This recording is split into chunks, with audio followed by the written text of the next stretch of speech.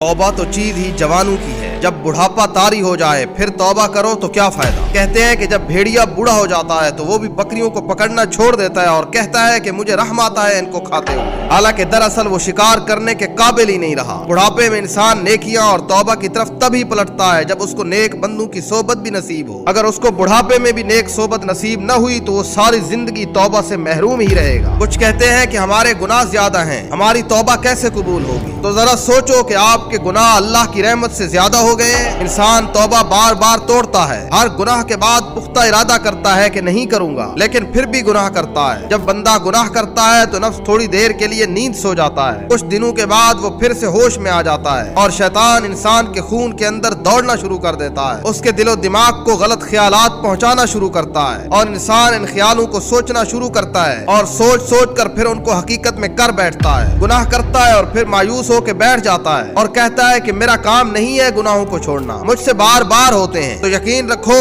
कि अगर गुनाह बार बार होते हैं तो तौबा भी बार बार करो, फौरी करो, नमाज पढ़ो, अल्लाह का जिक्र करो, शैतान से दूर रहो। जब बंदा तौबा करता है तो वो ऐसे ही हो जाता है कि जैसे उसने ये पिछले गुनाह किए ही नहीं थे। तुम्हारे लिए ये जरूरी है कि इस्तिगफार करो। इस्तिगफार से गुनाह झड़ते हैं, गुनाहों की धूल बैठ जाती है और आंसू ही है जो गुनाहों को धो सकते हैं। नेक काम करो और नेक लोगों के साथ उठो बैठो ताकि तुम्हारा दिल चमके, ताकि तुम भी वो अल्लाह के बंदे बन सको जो इंसान अपने मकसद पर डटे हुए हैं। नेकों की सोबत बड़ा असर रखती है। नेकों की सोबत इंसान के नफ्स को मार डालती है और अल्लाह की याद से चाहे इंसान गुनाह थोड़े दिन के लिए ही कोई न छोड़ दे। और जब इंसान गुनाह थोड़े दिन के लिए छोड़ता है तो आहिस्ता आहिस्ता मजबूत होने लगता है, शैतान पीछे होने लगता है। और जब बंदा गुनाह करता है तो शैतान खुश होता है और फिर जब बंदा फौरी तौबा कर लेता है तो शैतान फिर से उदास होता है कि मैंने तो तुझे अल्लाह की नजरों में गिराया था, लेकिन ये तो फिर तौबा करके अल्लाह के साथ जुड़ गया। एक बूढ़े दर्जी के सामने कुछ नौजवान आलिम दीन बच्चे बहस कर रहे थे कि अल्लाह की रहमत किस पर होती है, जो सारी जिंदगी गुनाह करे ही ना, या उस पर जो गुनाह करे और फिर तौबा करे। वो दोनों नौजवान आलिम एक दूसरे को दलीलें देते रहे, एक दूसरे को समझाते रहे। एक ने कहा कि अल्लाह की नजर उस पर है जो पाक है, साफ है, जो गुनाहों के करीब नहीं गया। दूसरे ने कहा कि नहीं, अल्लाह की नजर उस पर है जो गुनाह करता है फिर तौबा करता है। वो बूढ़ा दर्जी दरमियान में बोल पड़ा और कहा कि मैं आलिम नहीं हूँ, मैं पढ़ा लिखा नहीं हूँ, लेकिन इतना मैं जानता हूँ कि जिस जगह पर मुझसे कोई धागा टूट जाए और सिलाई वहां से दोबारा शुरू करूं तो उस जगह पर मैं ज्यादा नजर रखता हूं कि कहीं ये फिर से न उखड़ जाए। और जो सीधी सादी जगह होती है जहां धागा नहीं टूटा उस पर मेरी ज्यादा तवज्जो नहीं होती। इसी तरह मेरे रब का रवैया है कि जो बंदा गुनाह करके तौबा करता है उस पर ज्यादा नजर रखता है कि ये दोबारा न कहीं भटक जाए। तो अल्लाह की तरफ आओ, तौबा करो, क्योंकि अल्लाह तौबा करने वालों से मोहब्बत रखते हैं।